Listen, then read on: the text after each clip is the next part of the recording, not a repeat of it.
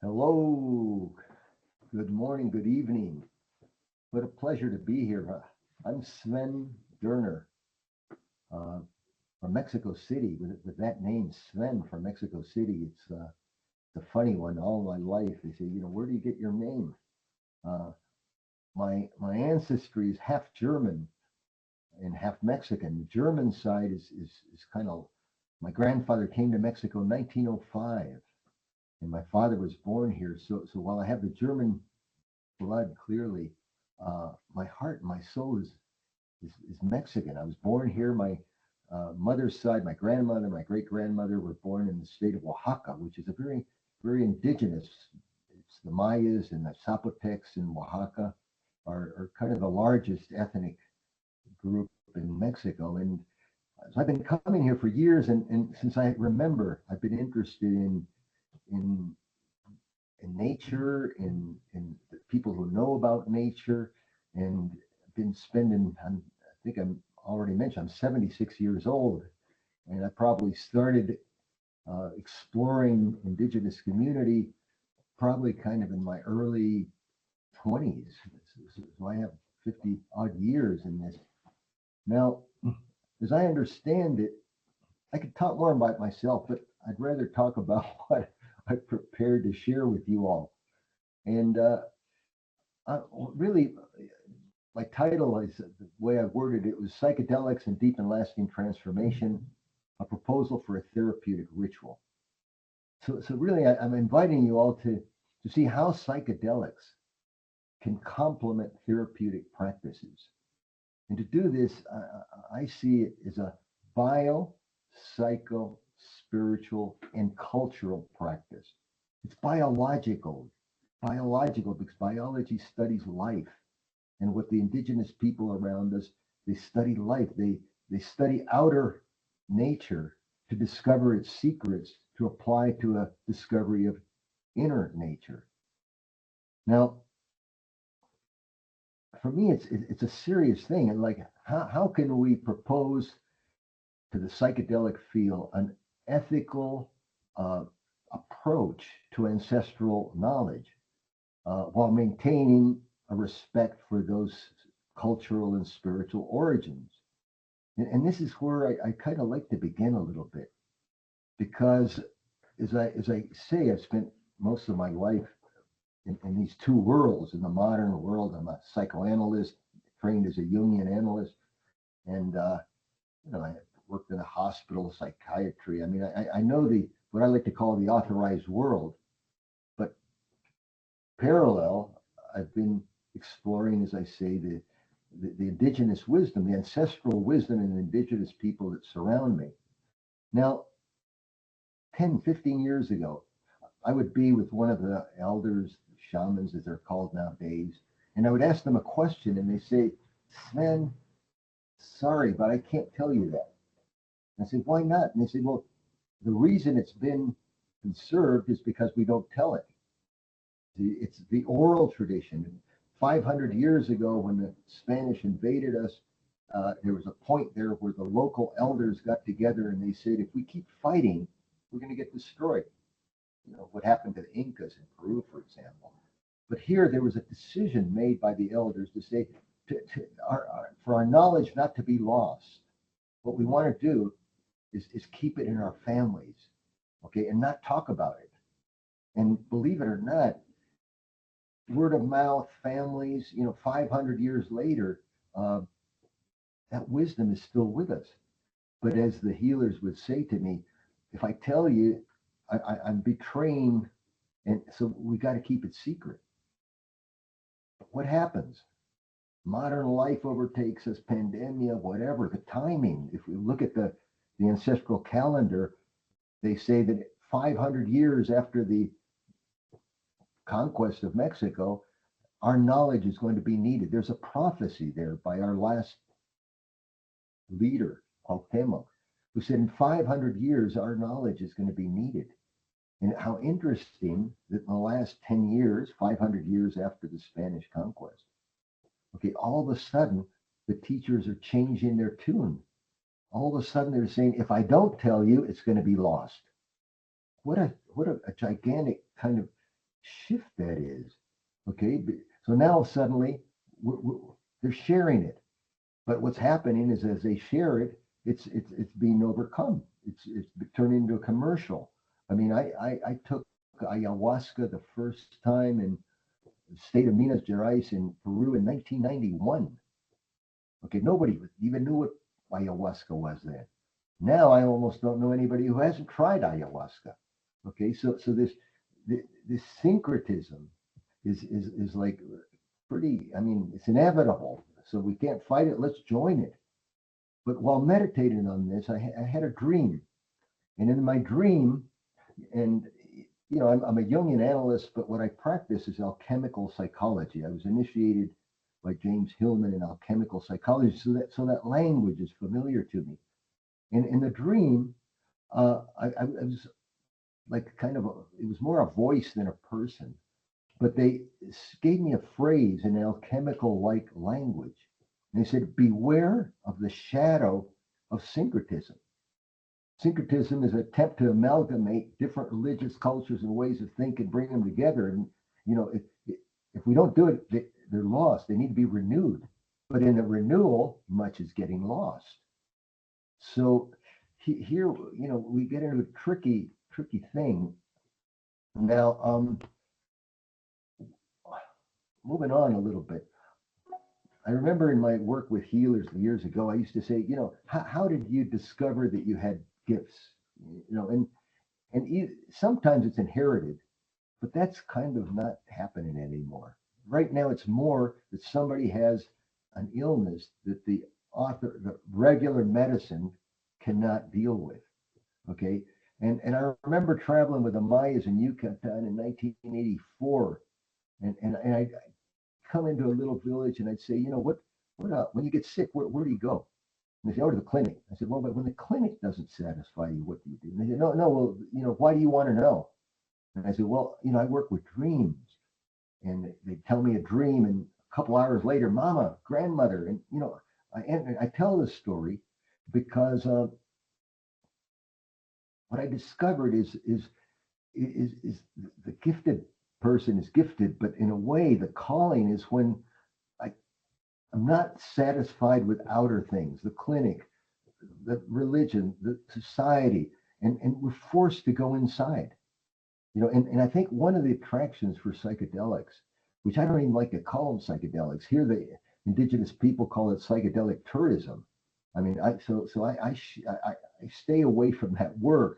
I talk about an experience where you take a plant medicine, which through its vibration is going to teach you something. And so instead of going to the therapist or whoever to tell me, it's more I go inside, and so that's where the calling is discovered when I go inside. Now, what's beautiful about plant medicine, and don't have time, but I think it's significantly different if we talk about the feminine nature of mushrooms and ayahuasca, or the masculine like sharpness of hickory, of the peyote as they call it nowadays. But see, all of them, it's in a way an access to oneself. Like religion is believing somebody else's experience. But today, with the problems we have with authority, we don't respect anybody, we don't know what to believe. It's logical that instead of looking to outside for the answers, that we want to look inside. And here's where I think plant medicine is important, because it triggers, whether it be neurological, physiological, but it allows you to have a comment on yourself by a side of yourself that you don't know. And I think this is the gift that we have. That not just, first of all, dreams do that for us. But in a way, a plant medicine experience is like a dream experience. It's about me, but in a different context, in a different language, which again makes it the question of how do I understand my dream? How do I understand my experience? Because I can have an experience, but the way I don't like the word integrate. Who's the one that integrates? The one that integrates is the ego, and yet it's the ego that needs to have a new experience. So rather than integrate, I think, how can we have a to work with what comes with a plant medicine in a way where I don't depend on someone else, but I also don't fool myself. And again, that's where the ritual comes in. Looking at my notes, okay, what do we mean by therapeutic? And I want to bring up the difference between curing and healing. There's an alchemical saying that says in Latin, medicus curat, natura sana. Translated into English, medicine cures, but nature heals. Now that's a real big difference. Curing is like, the wound. Healing implies transformation. Okay, something is really changed. Now, how am I doing on time here? I'm doing okay. Talking quickly, but here I am. As I was saying to Sissy, I'm not used to talking to myself. Usually when I do a webinar, I see who I'm talking to. So it's kind of crazy to talk to myself. But I see you there, Sissy, and little, so I'll let you inspire me. But see, what's really interesting is I mentioned I'm a Jungian analyst. I was trained by Jung, or not by Jung, but by in that wisdom. Okay, and in one of his writings, he demonstrates, because remember, Jung, more than theory, they're observations. As I understand it, Jungian archetypal is a way of looking at things. So it's not just that much information, it's a way of looking at things that recognizes that life, when life began, it was biological and psychological at the same time. Okay, the psychological didn't come from the biological. They both came to life. Our awareness of being alive, psychological, I understand, of my life experience and my awareness of my life experience. This is what we as humans have. We're not only alive, but we're aware that we're alive. But, biology is that branch of science that's interested in living organisms and their vital processes. Now, from the moment of conception to our last breath and beyond, our physical transformation is self-evident, both for survival and evolution. I guess what I want to emphasize is that we need to transform. And unfortunately, the ego wants everything to transform to fit my needs, but that's not the way life is. Okay, the one that needs a transformation is the ego. That's why it's so important for the ego to be open to an experience that doesn't then put into the old framework. How do I make sense of what happens to me by looking at it in a completely new way? Okay, and here where it's important, because the plant is biological. So I'm not talking now about the synthetics, about LSD, MDMA. Okay, that's a whole other question. I'm going to stay talking with plant medicine, right now, not synthetics. Now, when I take them, what's happening is I'm working with nature. It's affecting my biology.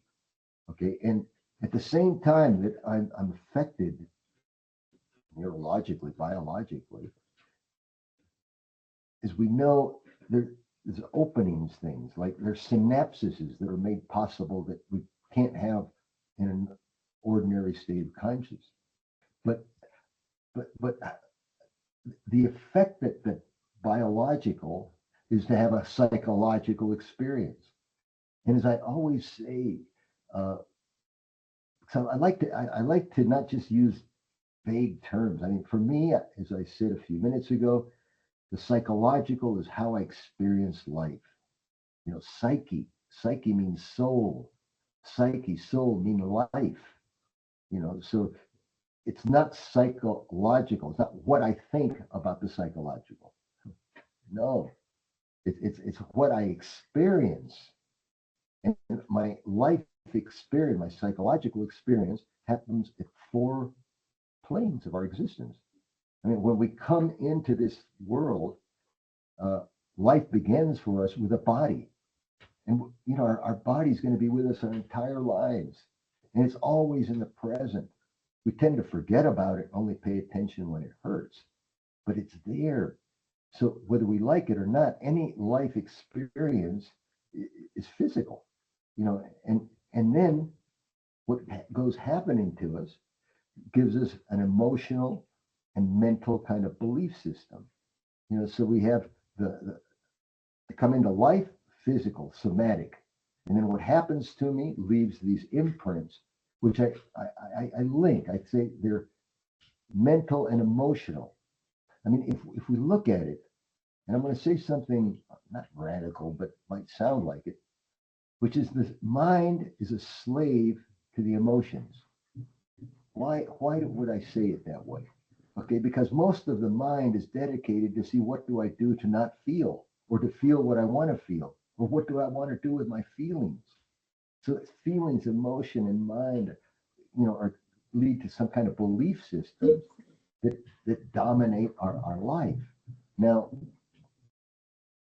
we have that experience that if it were only those three, we'd be destined to repeat, because the biological, the mental, the emotional, it's based on, you know, we have mirror neurons. Some new experience comes, and then neurologically we look for something similar as a reference point for the present. So in a way, if it were only those three, we'd be destined to repeat ourselves endlessly. But there's a fourth level, you know, it's the intuitive level, the spiritual level, the level that brings in the invisible, the level that doesn't have to do with the physical. And thanks to that, we can go beyond ourselves. But I'm hoping to be clear that what's so important is our relationship with the invisible. Like the spiritual, if I asked you what spiritual meant, I'd have probably as many of you have different take on it. But I propose from a practical point of view that the spiritual is the invisible. It's always with us, but we only have access to it in certain moments, like plant medicine. In the plant medicine, the ego's out of the way. The same as with a dream. The ego's out of the way and new information comes. The question again is, what do I do with that new information? You know, do I just fit it into the old thinking? Or can I leave behind the old? And again, this is what plant medicine is. What it does is it opens a space. Remember, in my somatic training, I'm trained in body, mind centering. Bonnie, the creator of that, one time I asked her, you know, you're the physical person. How do you understand the spiritual? And I don't have time to do the whole exercise, but it was very interesting. She said, you know, when we begin, essentially, I lost the word right now.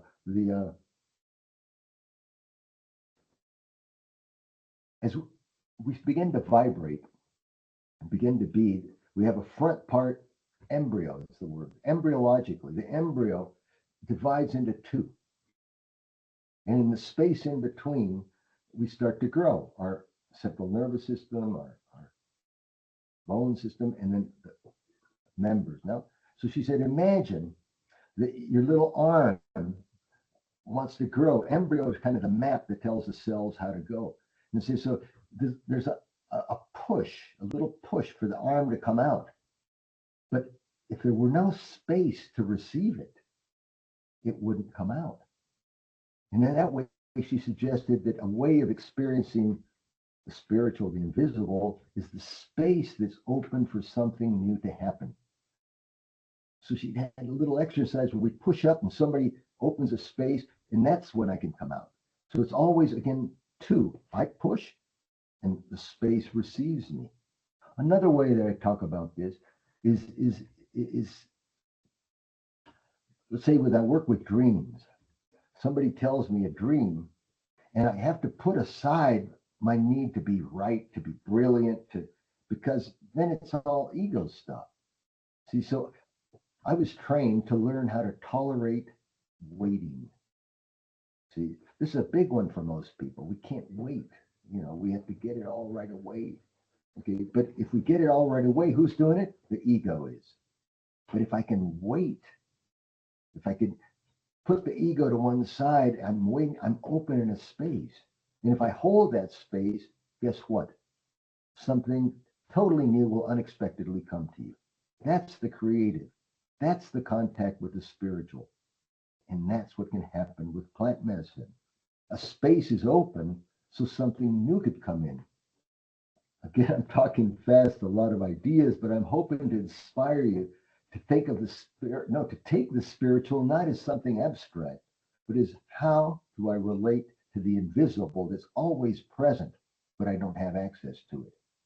And again, in a ritual form, plant medicine is like creating a dream, except instead of going to sleep, I eat some plant medicine or drink or whatever it happens to be. Now, what I'm gearing up to is to talk about that space. Okay. And I think it's really important. I'm going to give it another twist right now. You know, a ritual is not just a set of activities. Okay. A ritual, more than an activity, is an attitude towards things. Okay. It's like I'm going to open a space with the idea that during the time that that space open, what happens will connect me to something beyond myself. That's, I think, an important way of understanding and a way of beginning to value what a ritual is. Like a ritual, you have to open it and you have to close it with the belief that what happens in that time will connect me to something beyond myself, that I have the chance to be there in my ego consciousness, but that I'm open to something happening that's different. So when Sissy invited me, I recall that it was actually quite a few years ago. I don't remember when. It was the anniversary of the birth of Maria Sabina. You know, Maria Sabina was the one that Lawson, she's the one who introduced mushrooms into the modern world. If I can brag a little bit, I took mushrooms with Maria Sabina when I was about 18 or 19. But unfortunately, I was such a hippie teenager that I don't even remember. I just remember I went up there. But it wasn't until years later, okay, not with Maria Sabina, but with another healer, another guide, that I was initiated into the mushrooms. But I mention this because on the anniversary of her death, I was invited to Huautla, where she was from, to give a talk, not very much different from what Sissy invited me to do here, and focus on the importance of the ritual. And you know, it's not just lighting a candle and putting out water and a little incense. I mean, you know, those help to create the space. But I think more important is one's attitude. That I have the attitude that when I go into this space, the ego wants to be a witness to it. A witness to what one experiences. And the importance to understand that the ritual isn't just a couple, and for me in plant medicine, it's just not just the time that I'm ingesting the plant. Okay, for me, the ritual starts when I decide that I'm going to do it. Okay, and that decision already is kind of invoking. It's like saying, hey, I'm opening myself to something beyond myself. And then I prepare for it. Different healers say different things. No sex, no meat. You prepare for it. Like, I'm going to focus right now on not the long-term preparation, but let's say the preparation when I'm really going to do it. For me, that ritual lasts minimum 5 days. Okay, it's the day that I say, okay, I'll go up to the mountain and I arrive. Okay, and see, this is for me so critically important, because it just horrifies me. I was in Holland not too long ago, and they're talking about giving plant medicine, but in a laboratory setting. I mean, here you are, white coats, everything hygienic, and you ingest something. I mean, there's no ritual there. Okay, and sure, you're going to have an experience, but I dare say it'll be incredibly different than if you actually go to where the plant medicine is. I've been taught that the mushrooms don't leave where, you go up there, okay, you find them and you eat them, but you don't transport them, you don't take them away. They're not called mushrooms. Actually, they're called the little children. And they're treated like little children. You go into the forest and you find the little children, and then you take care of them, okay, and that's part of the need to be in the place. That's why, again, it's so crazy. Ayahuasca is in the jungles of the Amazon, not in the laboratory in a fancy housing complex in Mexico City or someplace else. But again, I can't, I know most people do it that way anyway, but I've been offered to give you an idea, so I offer it to you. But the ritual begins when I go to the place where the plant is, okay, and I settle in there. I like to do what's called, actually, this is inspired by Gurdjieff. Uh, Gurdjieff, as you know, didn't write directly, but we know about him through Ouspensy, and he has an exercise that I've kind of appropriated, and call it a timeline. And depending on how old you are, maybe if you're 30 or 35, maybe you want to just go do a timeline of maybe 5 years. If you're over, you want to go 10 years. But the idea is you get out your notebook, and you don't do it in one sitting. That's why you need a couple of days. But you work on the timeline in which you say, let's say, where was I on this specific date 5 years ago? And we use the date as a reference point. 5 years ago, and I pick very specific categories. Okay, what was I wanting? What was I desiring? Okay, 5 years ago. What was I thinking 5 years ago? What was I feeling 5 years ago? What was I doing 5 years ago? The congruence. And by the way, I take this from the indigenous communities around me. They're always asking, what do you want? What do you think? What do you feel? What do you say? And what do you do? Okay, that's an interesting way to orient myself and to not fool myself. But I apply that to the timeline. I take those categories and maybe add a couple more. What was I worried about? What was I desiring? What was I working toward? So I have these different categories. And 5 years ago today, where was I with those items? Then I jump 5 years ahead. Where do I imagine or want to be in 5 years on the same category? I go back 4 years. I go forward 4 years. I go back 3. Go forward 3. Back 2. Forward 2. Back 1. Forward 1. Back 6 months. Forward 6. Back 3 months. Back 1. Where was I last week at this hour? Now, Gurdjieff presented it as a way of being in the present. And if you do it, you do experience yourself very much in the present. But I use this also to create a context for the ritual, okay, to start to focus the energies around the themes that are fundamental in my life. And as I say, I take a few days, just not just sit down and comply with the assignment. As I use it to connect to myself, to start to be able to see what's important. Okay, and then I do my fasting, and then it depends whether it's mushrooms or whether it's peyote, because in the peyote it's a little different in the desert than it is up in the mountains. But basically, we do the timeline, we do the not eating a little bit, remember our dreams, okay, and then prepare for the experience. They're very different.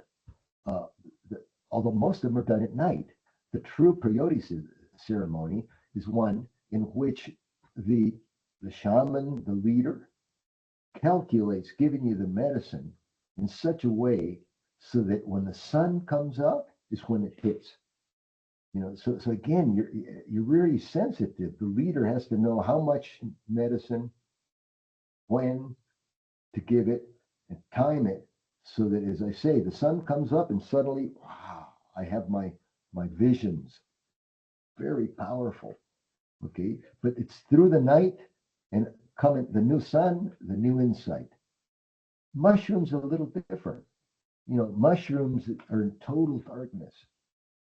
I remember ceremonies where I couldn't see my hand in front of my face. Okay, so the whole experience is really inward. Okay, I've found that mushrooms come in waves, where the peyote just hits. The mushroom comes waves. I remember one, for me, the paradigmatic experience I had. There were four of us, three men and a woman. And it was very interesting because the four of us had a similar experience with different details. In other words, the first wave was kind of physical. So each of us had a different but a physical experience. After the physical, there was another, which is a more sensual. I remember when we talked about it later, like the three of us, it was sensual, sexual, but each of us different. My friend that was my age, he saw like very abstract things coming together and forming and creating, very, very abstract in a way, but an image of kind of creation more than sex, of coming together to make something. The other man was a young man. It was so hard, he masturbated. Can you imagine? I mean, he took it literally. The woman felt the testosterone and asked to leave the space a little bit. I had a woman come up to me, grab me by the hand, and take me into the darkness. Okay, so we had different experiences, but around the same theme. So the third wave had to do with where we're stuck, where there's pain. Then the fourth wave had to do with the visions. And then it ended. So without being so detailed, what I'm trying to suggest is that a good mushroom ceremony comes in waves where you have your version of a universal theme. And it's done, as I say, in complete darkness. And somehow it's less wearing on the body than the mushrooms are. Okay. But again, in those two experiences, ayahuasca is more, it's different. In ayahuasca, you have the singing and the songs that kind of guide you through the experience if you do it in a ritual setting in Brazil and Peru and the Amazon. But again, what I'm trying to suggest is that when I actually take the medicine, I'm prepared because already I kind of cleared myself up, what's important to me. And my question isn't just like a vision question, isn't that I want to this vision. That's ego stuff. Like it's more like I'm open to what comes. And then I have to remember what Jung says. Careful what you ask for, you might get it. Okay, so that's another important warning here. It's not just about I want power. And this is, I have problems with this, the Camino Rojo. It's a lot about taking many plants. I mean, recently I have experience where they take, ayahuasca one day, mushrooms the other day, peyote the other day. For me and my native healers, that's called psychedelic tourism.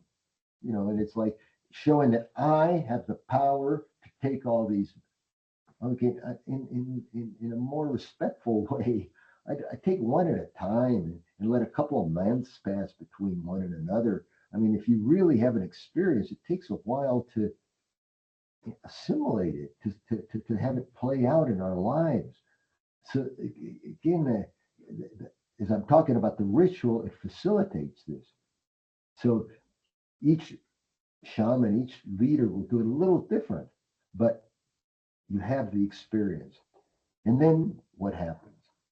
What I like to do is ask people to draw. I always take draw so it doesn't go to the mind, it doesn't become an idea. Like let the drawing, reveal something. There's an intention, but as we know, when we draw, there's always something unexpected that we didn't mean to draw, but gets drawn. But I'd like to draw the experience, invite people to not talk about it for an entire day. Just keep it, meditate, draw it, paint it, and see if you have a dream about it so that the following day we start to talk about it. Okay. And then we talk as everybody does the best they can. But then we have like a ritual, as I say, with a beginning and an end. It's not just the ceremony. It's something that facilitates you to actually have an experience that is so meaningful that you don't need to take it the next week because you're assimilating. I remember spending literally my ayahuasca experience in 1991. It still inspires me. It was so visionary. It was so profound. And if I'd taken it again and again and again, I'm sure that would have been lost. So again, I'm going against the current because everybody likes to take all this stuff. But as I keep insisting, the ritual is not just the moment. It's the preparation, the follow-up, the closure, and how do I take this new knowledge about myself and take it into a practice? Okay, because if I don't practice it in my life, then it's tourism. It's power. Somehow transformation isn't in the moment of the insight. Transformation is how I take the insight into my life. The insight's the seed, but that seed needs to be watered and cared for it to take form and blossom in our lives. So I'm looking at the time now. I talked very quickly, so I actually covered most of my material. Again, the ritual is an experience. When there's a ritual sense, I have the chance of taking my experience into my life in a way that I do something different. If I don't do something different, I'm not going to have different results. And this is again the idea of having the experience and then what do I do it? But it's more not what I'm going to do with it, it's what it's doing to me, which I think is terribly important. And when I follow this, then it makes sense that my physical, biological experience touched me psychologically. I felt things in my body, in my mind, in my thinking. And it took me beyond myself. It took me into an area which is really unexpected, new. And then the challenge is, what do I do with that? And although it's repetitive, I think it's so important that what I learn, I turn into a practice in my life. If it's not practice, then it's just another thing that's chalked up. It's back then I did that.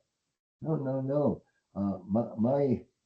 I've been writing a bit about this, and I've been writing about my ayahuasca experience, first one, and then the mushrooms when I was actually initiated later on, and then the peyote, and in writing about it, I hope to be kind of showing how they're each very different.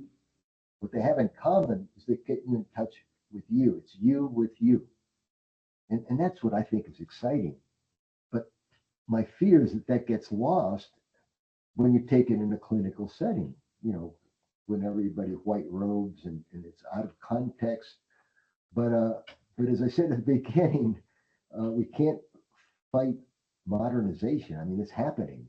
So rather than lament or remember how it used to be, I think my task at my 76 years old is to be realistic and know that right now it's rare to find somebody that hasn't taken plant medicine. So if anything, what I'd hope to convey or to inspire is that you take it in a ritual setting. And it's not just a trip that I took as if I went to Hawaii. It's like it's like an experience that really connected me to myself in a way that no therapist or nobody else can do. And again, the challenge is, what do I do with it? Not just chalk it up as another, experience, but that it somehow helps me live in a different way, in a way that's more congruent, more coherent, with more integrity. Okay. And that again implies practicing it. I was born in Mexico City, but I've come to the state of Oaxaca, where I live now, because of my grandmother. And one of the blessings that pandemia brought us was to start living here full time. And I mention that because I'm in the country. I get up with the sun, surrounded by nature, and it's significantly easier than when I lived in Mexico City, even though I had a garden and all that. But I remember a shaman at the edge of Siberia years ago saying to me, Sven, I have it easy. I look out and I see the bird flying and I hear the river flowing by. He says, your challenge is, how do you access the spirit of nature when everything around you is concrete? And that was a challenging insight there. How do we do it? And what I'm suggesting is that, yeah, concrete, but I have my plants. I change the water. I have the candles, but not all the time, but also not just in a moment. It's part of a way of living where I really am observing nature. I'm observing the rhythms of nature and learning from nature. Because if we're doing plant medicine, it's a communion with nature. Now, synthetics is a whole other question. I think that some of what I'm saying applies, but I think it merits looking at it separately. I can go on, but we plan to do 45 minutes and then maybe make this interactive. I'd love to hear some questions or to maybe disagreements, but I'm more than happy to entertain a little bit of interaction here. Thank you so much, Sven. That was a lot of insights. We have some questions. I'll just say them and then you can help answer them maybe. So you mentioned the difference between healing versus curing. You mentioned those briefly. Would you mind just expanding and talking a little bit more about that? Yes, thank you. I always love it when somebody really listens. Thank you for the question. Yeah, I mean, in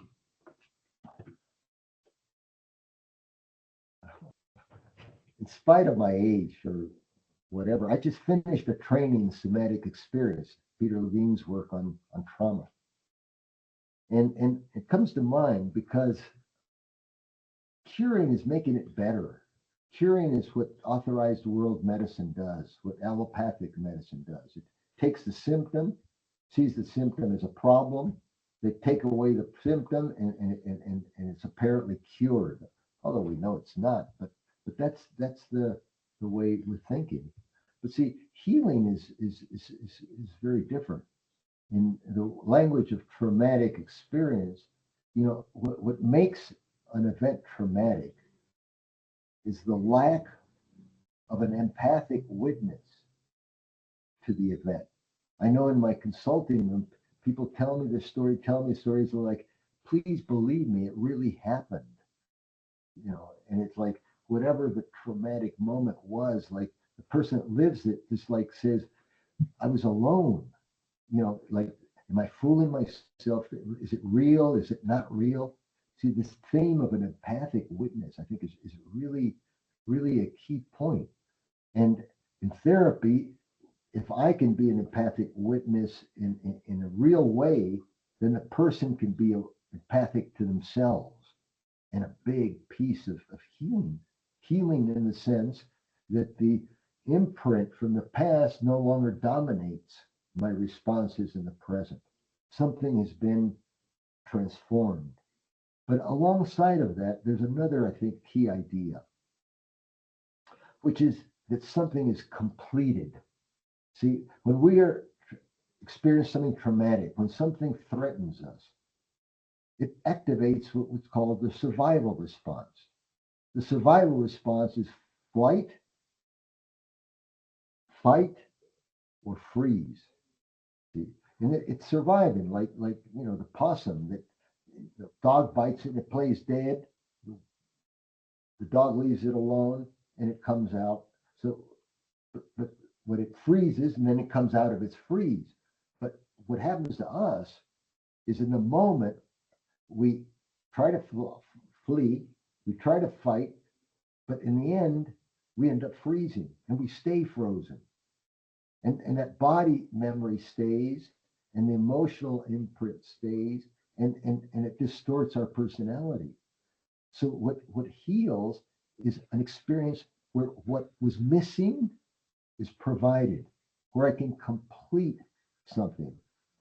This also in Jungian language, Jung talks much about compensation and how the night world compensates for the day world, or how what I compensate for my abilities in one by being weak in another. Like there is in this dual world, this complementary world, there is a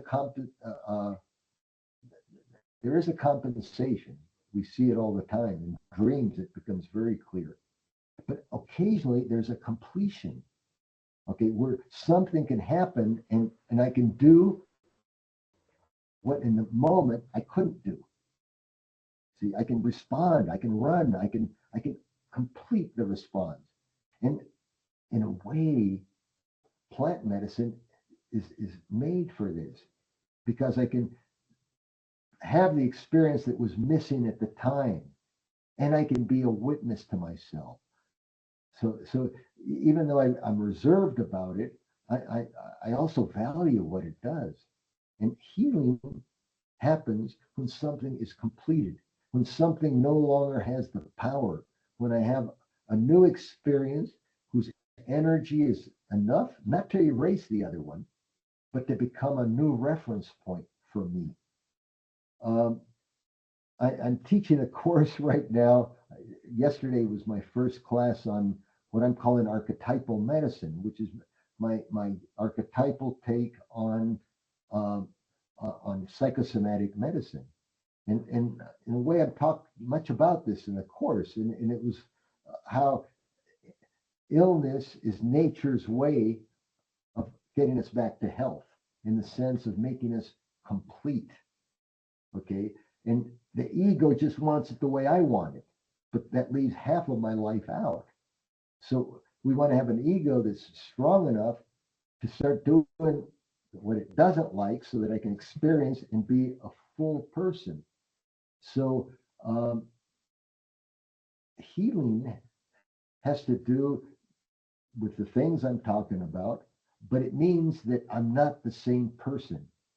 Transformation. That's why it's so important to do things differently. I'm not going to get a different result by doing the same thing.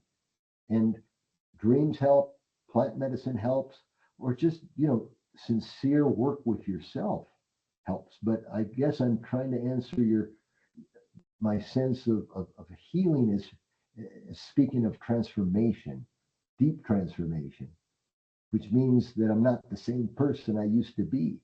So it's not just taking the medicine, it's like, how do I work with the medicine in a way that allows me to discover myself in a new way? Make sense? Yes. It sounds like maybe healing is what you're referring to as like the seed that needs watering and then the change to keep on growing, and then curing is kind of like maybe a band-aid or Yeah. Thank you so much. And then let's see, another question. So in the beginning, you talked about the shift from like protecting the knowledge and secrecy to this 180 of wanting to share the knowledge so that it remains alive. And then with all the consequences of the, it being modernization, commercialization, exploited, realistically, can you talk a little bit about how we can protect these knowledge so that it's shared but not exploited? Uh, I wish I had a, I think it's a losing battle. I mean, I think that the truth is that the modern world is changing things so much. It, everything is a synthesis. Everything is we're doing. I think it's. Let me try to be more optimistic. I mean, I do believe that something good will come out of it, but it might take a while. I think for now, by mixing everything together and making it about an ego thing, I think it runs parallel to what we're seeing all over the world, between autocracy and democracy. And, without getting into politics, it's happening all over the world. It happens in Mexico, it happens in England, it's happening today in your USA. I mean, I think we're in for a period of a good deal of confusion. Things have to kind of fall apart before they come together. So in a way, I'm not so optimistic. I think that right now it's too available. And that's why I think your work, our work is so important, is to try to inspire people to do it in a context that's really constructive, and not just, an adventure or a habit that I do. I remember working with some, or having contact with some people that were taking ayahuasca every month. And yet, the guy gets home and kicks his dog and, cheats on his wife, and the kids are acting out. And I think, what was the plant medicine for? I mean, if you don't take it into your life. So if I were to boil it down to one thing, I would say that we protect the spirit of the plant when we take it seriously, and when we take the insights and turn them into a practice in the best way we can. But it's every place. I mean, I remember a few years ago, I had before the war, I had a group of a Russian shaman came, and it was literally he wanted to do not only one day ayahuasca, the next day mushrooms, and the next day, but he wanted to do all three the same night. And yeah, tough bull of a man, but that's power over the plant. And I think that I dare say that following that man's life, is one of my healer friends says, we end up harvesting what we seed. And that man is not having a good life. He's power, but look at how he lives. He doesn't have a partner, doesn't have family. It's I think that we have to remember that we're gonna harvest what we're seeding. So we want to be inspired to be careful, and to realize that the connection with the world of the invisible is very powerful and very healing, but it's also, very bigger than us. It's dangerous. I mean, people do have, in our school with Maria, our transpersonal psychology school, we talk about the need to take it into your life, practice it. I'm not really saying anything more, just kind of repeating the same, but I hope it's helpful. Wonderful. Thank you so much, Sven. I think we have maybe time for one more question. You also mentioned in your talk, like we take the medicine to go within ourselves, but you also at some point mentioned to go beyond ourselves. Can you talk a little bit about like how going within and also beyond ourselves, like seems like paradoxical, but maybe just a little bit more insight into that? Nice question.